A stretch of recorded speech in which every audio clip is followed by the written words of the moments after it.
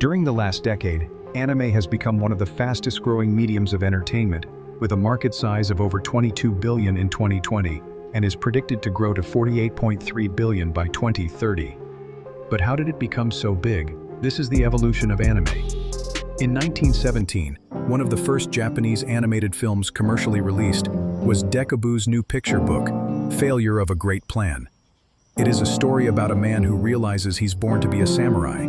That same year saw the release of over 10 short animated films in Japan, and they were starting to take an interest in animation. Manga artist Oten Shimokawa, Junichi Kochi, and painter Seitaro Kitayama were fascinated by this new medium and were hired by a film studio with a small crew. These men made most of the animated films that year. They used blackboard animation at first, but later switched to paper animations with printed backgrounds. These three were later nicknamed the Fathers of Anime. In 1933, another animator, Kenzo Masaoka, made the first anime with synced pre-recorded voices, titled Within the World of Power and Women. It was a story about a man who has an affair with a secretary. The next year, he made The Dance of the Chagamas. This was the first anime made entirely with cells. In 1948, Japanese animated films were founded by Kenzo Masaoka and Sanae Yamamoto, or as most people these days know it, Toei Animations. They went on to release Tales of the White Serpent in 1958. This was the first feature-length color anime film. Around this time, the television was becoming more widespread. Before this, you had to go to the theater to watch animation. Television changed that. The earliest animation to air on TV was Moe's Adventure. It's about a mole who is bothered by the sunlight, so he decides to leave Earth in a rocket ship. In 1960, Astro Boy came out. It's about a robot boy who lives with humans and regularly battles crime. It was released in dozens of countries and was a huge success. This anime was also one of the first that had the signature big eyes that you see in a lot of anime these days. Osamu Tezuka, creator of Astro Boy, was fascinated by Walt Disney's works and proudly admitted that Mickey Mouse and Bambi influenced the character design of Astro Boy. In 1966, the first shoujo anime came out, Sally the Witch, a story about a witch princess who wants to visit the mortal realm. By the late 70s, anime was fully accepted by Japanese culture, and magazines to inform fans of the latest news of anime and manga would start popping up.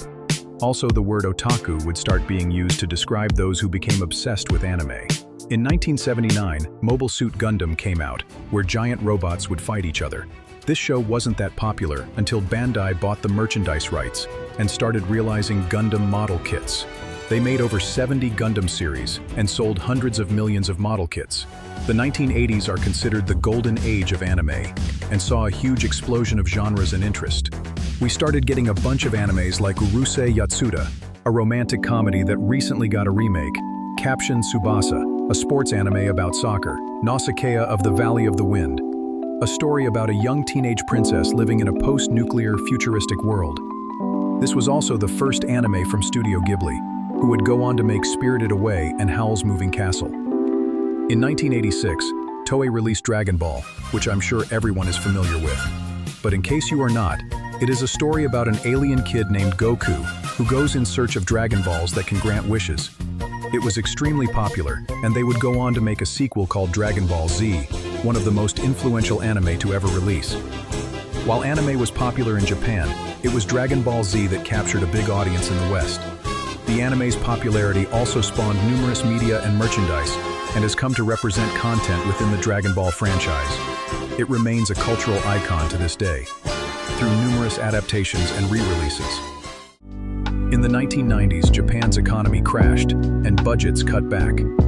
But even though the recession, anime was still popular with the release of Slam Dunk, a basketball anime, which was credited for increasing the popularity of basketball amongst the Japanese youth.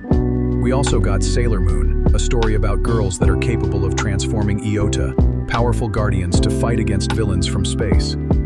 This transformation concept proved to have a widespread appeal, and it redefined a whole journeys of anime that featured groups of strong female protagonists. In the 2000s, anime was flourishing with great hits like One Piece, an adventure anime about pirates seeking the One Piece that is still running to this day. Naruto, a story about a young ninja who seeks recognition from his peers and dreams of becoming Hokage, the leader of his village. And Bleach, a story about a boy who obtains the power of a Soul Reaper, capable of fighting monsters. All these anime had over 100 episodes and were extremely popular not only in Japan, but all over the world as well. We also got Spirited Away, an animated film that won the Best Animated Feature Film in 2002. Since then, a lot of great anime have appeared, like Hunter x Hunter, One Punch Man, Attack on Titans, and most recently, Chainsaw Man. These anime have become popular around the world, especially in North America, where merchandising and increasing streaming penetration have put anime firmly in the mainstream in American pop culture, and is only expected to grow in the future.